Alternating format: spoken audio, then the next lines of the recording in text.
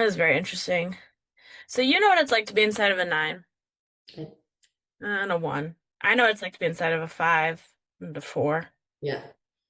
Yeah. So of the other, I'm just like just like playing in my brain because now I'm going to use it for good. It's like, can you imagine or put yourself in the other? And we've done circle work with these personality types, so I think we've touched into it, but it's like, what would be being trapped in like a six, an eight, or a two?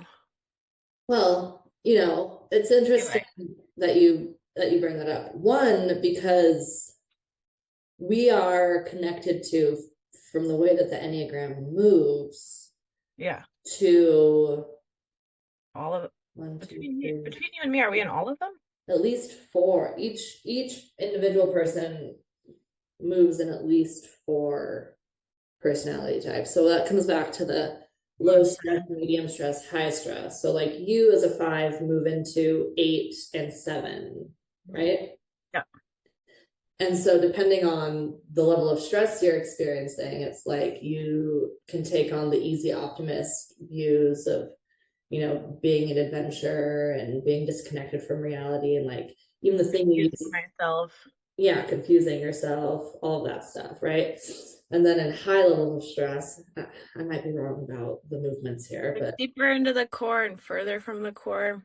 yeah, I don't remember the specifics of that right now. It's just low, medium. So I'm just knowing you, I'm assuming this is right. And that when then you get into high levels of stress, the like anger comes, the eight in you, the powerlessness feeling, the like resisting that experience strongly. Mhm.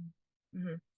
And it was interesting because the Enneagram is a shape too. And so the nine, the nine moves through the center, which is nine, three, and six, but the nine sits on top Yeah. of all the other numbers. So even structurally, a nine whose self-definition is like I'm aware, I'm self-aware, whatever. It's like nines are actually highly aware of everybody else's Mhm. things.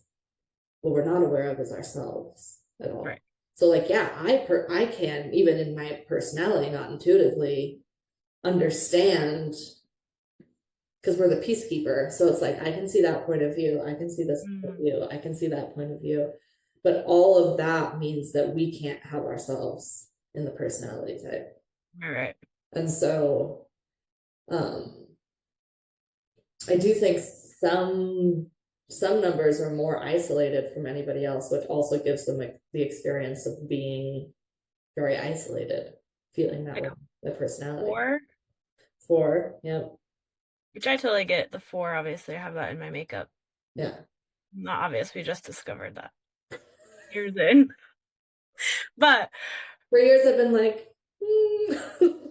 but I've like always felt I was like, oh, I totally get what they're going through. Yeah, Uh, compartmentalize. just That's like, the I urge was of, just like one of the really, really far away compartments. yeah. You don't belong. Yeah, cool, cool, cool. And that like that despair, I can feel that for sure. And the eight, the thing that I think crossovers mostly for the five and the eight is the control. Yeah.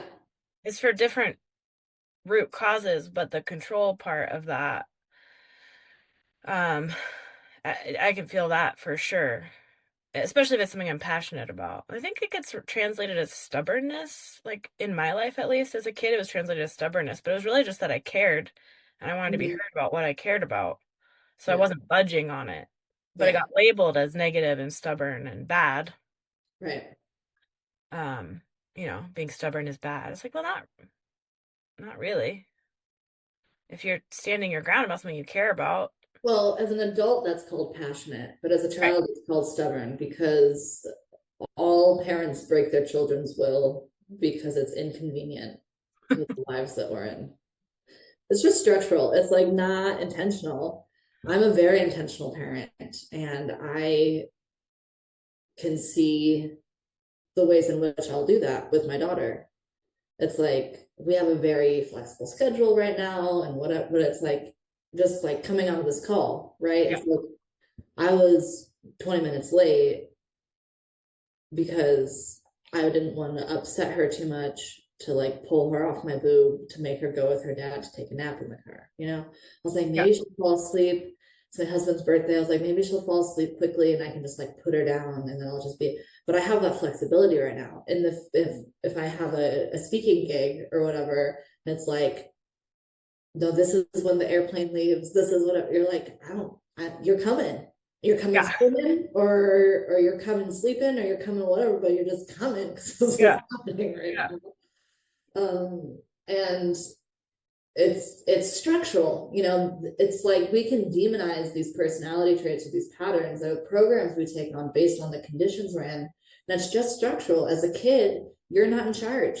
You need the care of other people, of your caregivers. You can't feed yourself. You can't, wash yourself. You can't keep yourself from falling in poison. You don't know. Right. You don't have control of your body, whatever. So it's like, it's just structural Yeah. is all.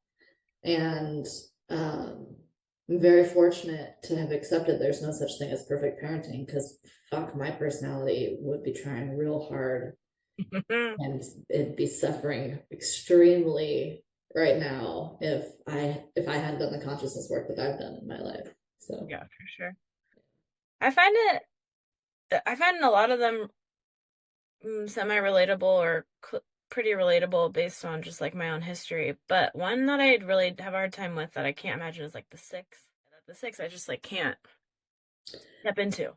yeah, well, as someone who moves into the six under extreme stress, and have had very close relationships with sixes in my life.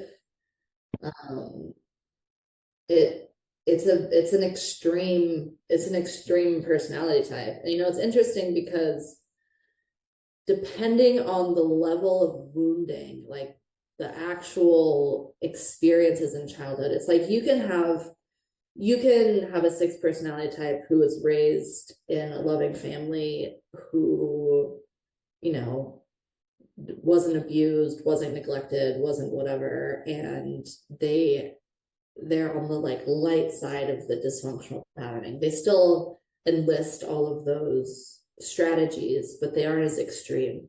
But when Hmm. you have a six who was abused, who was neglected, who was whatever, the intensity of which those strategies are put in, it's like they can't be reasoned with.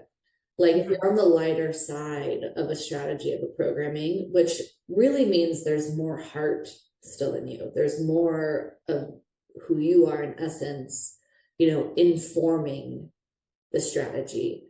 It's like your essence is still there, it's getting filtered through the programming.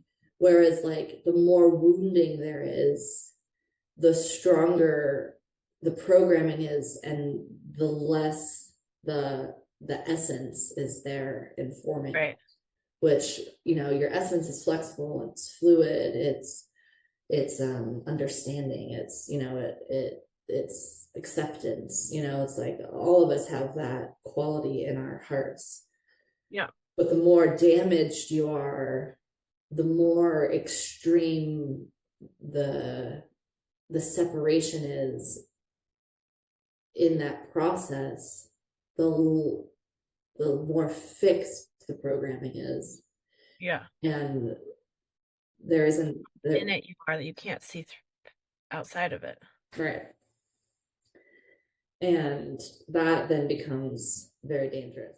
The Sufis say your dysfunctional personality is the door to your soul, is the portal to your soul. And so that's why knowing yourself is so important. That's why knowing your Enneagram, knowing the structure of your patterning is so important, because without the awareness of the ways in which you create the limiting experience in your life, you don't have a choice to live outside of it.